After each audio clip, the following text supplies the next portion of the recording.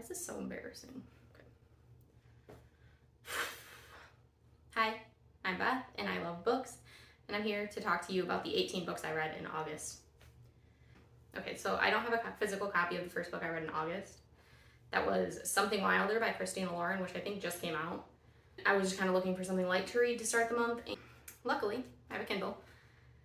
It was, I think I gave it like 4 stars on Goodreads. It's about 2 characters. They had fallen in love at one point, and then something happened, and then they didn't see each other for 10 years. So you meet one of the characters. She's running this like retreat where people come and they go on treasure hunts. The guy somehow gets roped into a bachelor party that ends up going to the same place, and he realizes that that's the person he'd fallen in love with way back when he was younger. And yeah, it was a cute story. It wasn't my favorite Christina book, but it was a good way to start the month. That one's really good if you like stories about second chances, and not just in love, just in relationships in general. And if you like Christina, you're gonna like it. I don't know what else to say about that.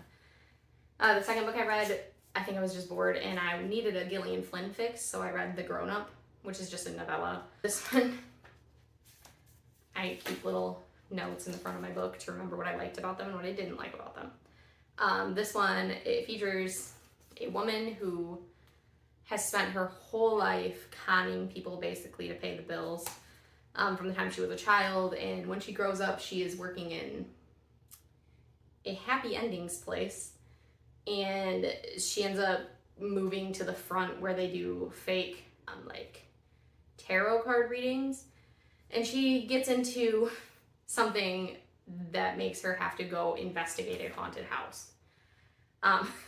This book is really good if you like main characters that you're not always rooting for. It's really short. It's only, I think, like less than 100 pages. It's not even a novella. Yeah, it's only 62 pages, so if you want something really short, this is good. If you haven't read it yet, I would pick it up. Then I moved on to sci-fi for my 3rd book of the month. This has been on my TBR for literally probably 6 months.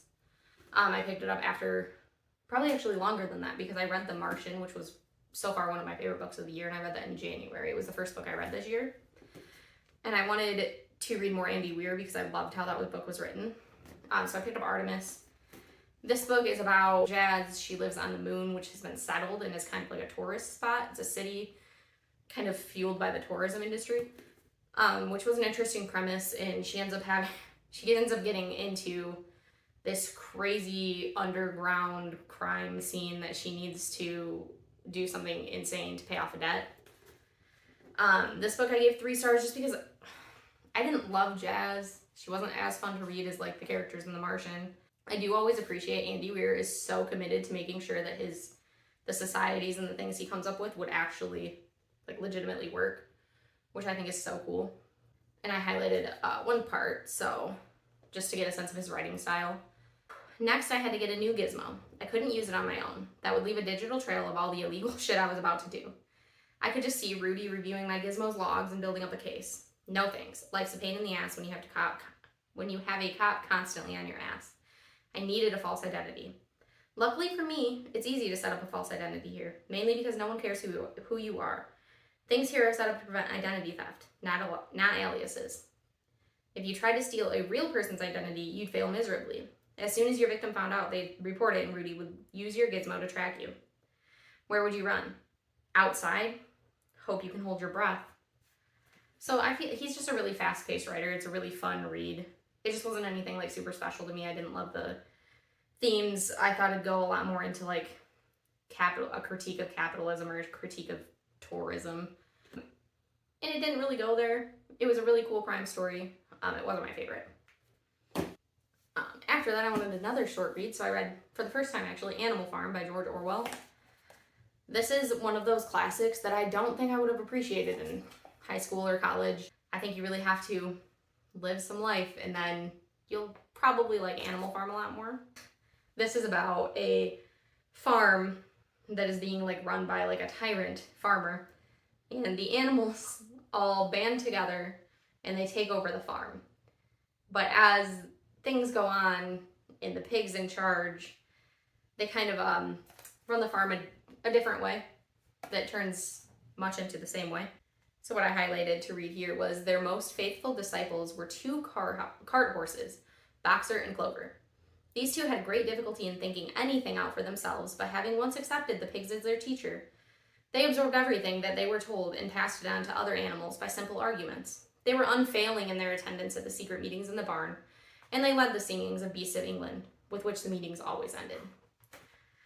So this is what I was looking for, a critique of capitalism, which was written, it was published in 1945, and it's just crazy how relevant it still is today. Yeah, so this is 5 stars, highly recommend. Okay, this one was disappointing. So next I read The Only One Left by Riley Sager. And this book is kind of a gothic, haunted house-esque style horror, detective thriller novel. It's about a woman who works as a home healthcare aide, and something traumatic happens to her and she's off work for 6 months, and then when she comes back she has to take a different assignment. And the assignment happens to be going and taking care of this woman who has been accused of slaughtering her entire family when she was a teenager. So the main character, she goes there. Things aren't as they seem. Obviously, that's how novels go. This one, unfortunately, the reason that I had to give it 2 stars is it was really good until it wasn't. One thing I have a problem with Riley Sager's writing, which is unfortunate because I liked his first 3 books. I feel like he just likes to throw in a lot of twists. So by the end of the novel, you're like, what just happened? And half of the twists, I feel like I couldn't have predicted. The novel did not give me enough to let me predict anything that was going to happen, or even, I don't think on reread I would go back and pick anything up. I could be wrong, but I'm not going to reread it. So if I'm wrong, please let me know. But unfortunately, this one let me down, and I don't think I'm going to buy Riley Sager books anymore. I have all of them. I've liked 3, so. Okay, so after Riley Sager, I needed a book that I knew I was going to like, because that one disappointed me so much. So I got The Penelopiad by Margaret Atwood. And Margaret Atwood, she's a really big writer, and she writes a lot of feminist stories. This one in particular is a story that kind of retells the Odyssey, but not really, from Penelope, Odysseus' wife's perspective. I love me a feminist retelling of a myth. So that's really why I picked it up, plus it was Margaret Atwood. Yeah, so this one just really shows you that history is told by the people who are here to tell it. And there are voices that have been silenced, like Penelope's 12 handmaidens that at the end of the Odyssey, spoiler, they get murdered. They get chapters in this to tell their story, which is really nice. And then just the whole thing of Penelope being this strong female character who just was in a bad circumstance and made the best out of it. I really, really liked that. 5 stars, I think. It might have been a 4-star read just because it was kind of short. And then after that, I went to Star Wars The High Republic because I got it in my head that I really wanted to read these books. So I read all of these this month. So we're just going to talk about all of them. I didn't read them all back to back to back, which is good. The first one is called Path of Deceit. It's by Tessa Gratton and Justina Ireland. And this one is not the first chronologically. I think it's the second chronologically. This one follows 3 main characters. It's a YA action adventure. It has a little bit of romance. This one follows 1 Jedi and 2 members of this cult called the Path of the Open Hand. And the Path of the Open Hand thinks that no one should be able to touch the Force or use it, which Jedi do. So this is really an interesting look at kind of extremism versus religion versus cult. And I really like that about it because I don't always get that out of YA stories, especially not Star Wars stories. I haven't always gotten a lot of themes out of them. I also really like the characters in this. Kevmo was great. And Yana's arc throughout the entire phase, this is phase 2, the entire phase 2, I really liked. So that one was good. I gave it 4 stars. Next in the series was Convergence. This one's an adult novel, and it's by Zoraida Córdova. This one follows 4 characters. 1 Jedi, a prince, a princess, and then a senator's son. She's not a senator, she's a chancellor's son. This one I really liked as well. It had a lot of action in it, which I don't always like, but I really love the character dynamics, especially between Gela and Axel. until probably 3/4 of the way through. And then something happens that ruined it a little bit for me, but I still gave it 3.5 stars. It kind of talks about like how far would you go to end a war that's hurting your people. Talks about kind of like separating people from your beliefs, because in this Axel really hates the Jedi going into it, but he becomes really close with Gela, which is really nice to see. It's well written. It's a pretty quick read. I do wish that the one character was written a little better near the end. Just a little bit of just how it's written. "You're wrong," he said, his back still turned. "I don't blame you for what happened to Father. I said things that can't be unspoken. Know that I am different, Mother. Perhaps not the son you'd imagined I'd be, but the son you have." Axel had never seen his mother cry, not once in his life. Not in front of him, at least. But as he turned over his shoulder, he saw her eyes turn glassy with unshed tears. He let them both retain their dignity and walked on, lowering his voice for a final admission. "I do not blame you. Not anymore." He blamed the Jedi. And it's, 4 POV, probably more, but mostly 4. And then I read the kids one. It's called Quest for the Hidden City. It's by George Mann. This one was super quick read because it's for young readers. And it has pictures, which is always fun. This one was good. It's a kid's book, and it kind of deals with these people that are on this planet, and their main resource is mined from their moon, but mining it makes people sick. So some of the people that have been mining it for a long time get really sick and they die. And also the mineral is running out, and that planet is infested with monsters. So the Jedi come there to save someone stranded on that planet, and that's where this story comes in. And it does have some bearing on the plot of the later books, which I thought was pretty cool. So I do recommend this, especially if you have like young readers. There are 2 more in the series. There is Path of Vengeance by Cavan Scott and Cataclysm by Lydia Kang. Path of Vengeance is the follow-up to the YA novel Path of Deceit. This one follows Yada and Marta again, just kind of like throughout the war on one planet. In this book, Cataclysm takes place on the same planet during the same war. And you see the outcome in Path of Vengeance, but you also see the outcome in Cataclysm. It's the same outcome, different characters. This one's adult, this one's not. And if I had to recommend one of them, it's definitely the YA one, because I did not really enjoy the adult one very much at all, unfortunately. But the YA one was great. I gave it 4 stars. It's the longest of the series. Let's see how many pages it is. It is over 500 pages, so yeah, it's long. But it's good, and it really does a lot of character development, again, for Marta and Yana, which I really love. There are some other characters in this. I think there's like one Jedi, I don't remember her name. It's mostly about Yana and Marta and kind of their feelings about the cult that they're in, the Path of the Open Hand. Yana had to stop herself from laughing. Dalna had never been her home, not like it was for Marta or even Cor. "Then why were you here?" Cor whispered to her. "Do what you wanted to do, what you always wanted to do, run away." There was no condemnation in Cor's voice, only a yearning for Yana to be free, a yearning Yana shared more than ever if she was honest with herself, but one that was impossible until she knew what happened to Marta. So yeah, they just have like a really nice relationship. They're cousins, they grew up together. They're part of this species that isn't accepted anywhere else in the galaxy, so they've really found their home in this cult, but Yana's not exactly happy there. And this really examines that a lot. Again, it goes to like a war with the Jedi for the last quite a bit, but it's still good. The action's really fast-paced. It's a really easy read. I went into my Holly Black era for a little while. For those of you who don't know, Holly Black is a writer who writes a lot of like modern fairy tales.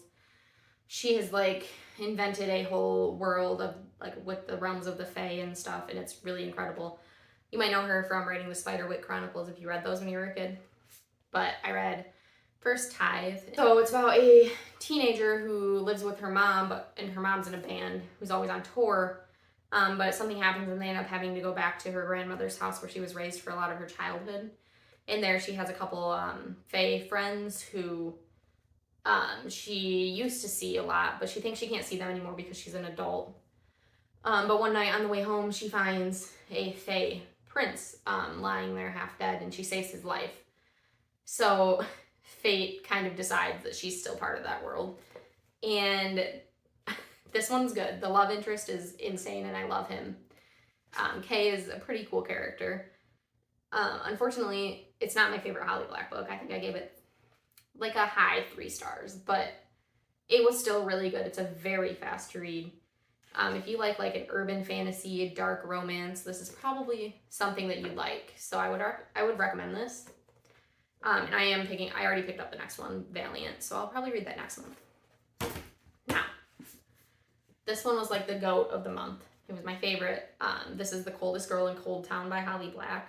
Again, this one is about a teenage girl who wakes up at a party, and she realizes that everyone else at the party had been slaughtered by vampires when she was sleeping, except for 2 people. One is her ex-boyfriend, and one is some guy she's never met before, who happens to be a vampire.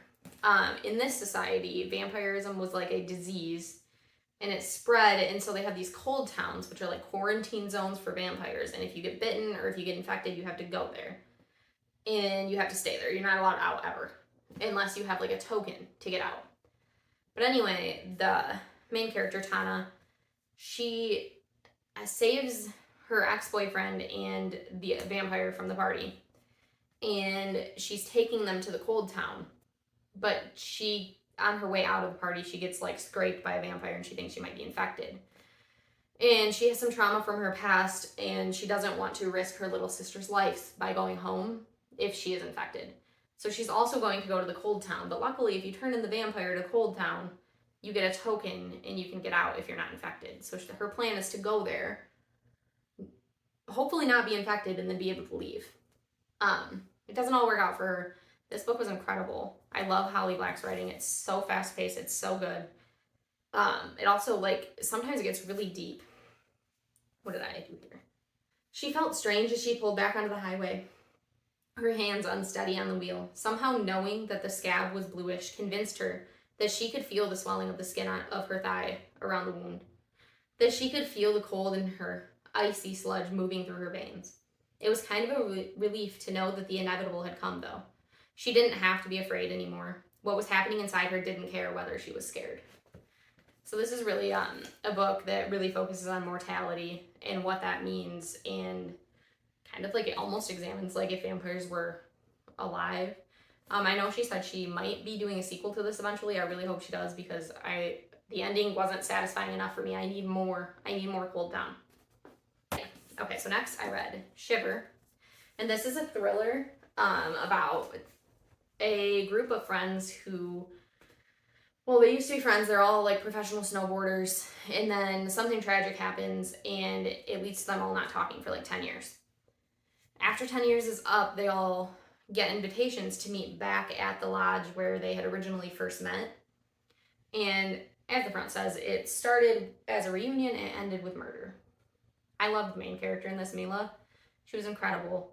This story was so good. Allie Reynolds is such a talented writer. I read 200 pages of this at 6 a.m. when I was camping and I couldn't sleep. So I woke up, I picked this up, and I sat outside and I read this book for 2 hours straight. It was so good, and then I couldn't wait to finish it.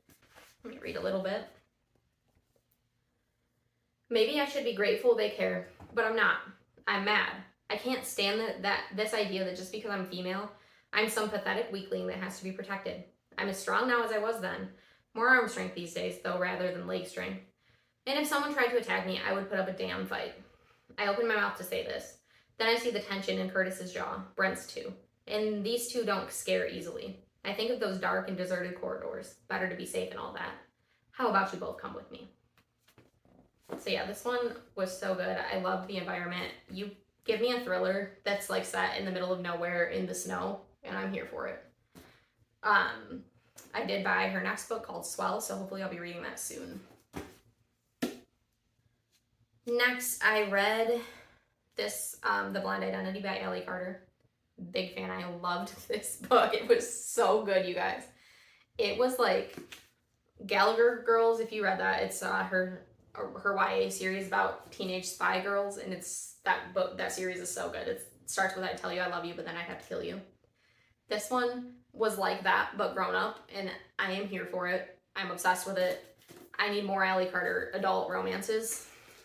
This is kind of like examines like what would you do again for the people you love, and like, because this is about a girl. She wakes up in the snow on the ground, freezing cold, bloody, in the middle of Paris, with some dude over her. Actually, I'll just read you because this tells it better. It's the middle of the night, in the middle of Paris, and a woman just woke up with no memory. She knows 3 things for sure. She has a splitting headache, the hottest guy she has probably ever seen is standing over her, telling her to run, and oh yeah, people keep trying to kill her. So in this book, very early on, it's revealed that the main character is a twin, and her twin is a spy. And she doesn't remember anything about herself. And it's kind of like a bodyguard falls in love trope almost. He falls hard in this book, and it's a dual POV. I'm obsessed with it. You should definitely read it. Please read it. Please read it so that Allie Carter will give us more adult romances. Please. Next, I was like missing Greek mythology a little bit, so I read Percy Jackson, The Lightning Thief, for like the 50th time. This book, you guys probably know what this book is. It's so good. And this book is, I realized this reading it this time, is that, spoilers, skip like 20 seconds, maybe 30 if you don't want the end of this book spoiled for you. It's not really a big spoiler though. So the beginning of this book starts with Percy saying, "Look, I didn't want to be a half-blood. If you're reading this because you think you might be one, my advice is to close this book right now. Believe whatever lie your mom or dad told you about your birth and try to live a normal life." And then at the end of this book, go back, it's got them. Percy is getting ready to leave the camp, and he says, "I made my decision. I wondered if Poseidon were watching, would he approve of my choice? I'll be back next summer," I promised him. "I'll survive until then. After all, I am your son." And I just feel like that's so beautiful. Percy like finds his place. Annabeth, Percy, and Grover are like the perfect trio. They're like Ron, Hermione, and Harry. They're so fun. I'm gonna finish the series again before the show comes out in December, and I hope that I can actually read the continuations, because I know there's like 5, probably not 5, but there's a lot of series in this world, and I want to read them, all of them. The last book I read in August was Practice Makes Perfect by Sarah Adams. This one is just a feel-good romance. It's about a woman who really wants to fall in love and get married. She lives in this small town. She knows everybody. One person that she doesn't know very well is the bodyguard of the famous person who lives in the town, and when she asks him to be her pretend boyfriend so that they can practice, you know how that goes. That's a trope. It's like they fall in love so fast. It's so beautiful. He's, of course, afraid of commitment, and she only wants commitment. It's one of those, that's kind of what they have to work around, but this one was a really fun read. I love this couple. Annie and Will are so fun, and I can't wait for Sarah Adams to keep writing in these, because there are like 4 more characters that need to find love, so I'm sure I'll get more. Her first one was When in Rome, and I really love that one too. Yeah, so that was a good way to wrap up the month. I just finished Mistborn for the first time, and it was so good, and I need more. And I just bought a bunch of books from Barnes & Noble, so it's a whole thing. But yeah. So thank you for watching. If you stuck around this long, I know I just talked about like 18 books. The book that I would recommend the highest is probably, well, it depends on what you want. Urban fantasy, dark romance, definitely The Coldest Girl of Coldtown. This book's so good. If you just want to feel good, like spy, action, adventure, romance, this one. And then if you want something a little deeper, I would suggest the Penelopiad by Margaret Atwood. Yeah, or even Artemis by Weir is good if you like sci-fi. Yeah, so thank you for watching. I'll see you next time.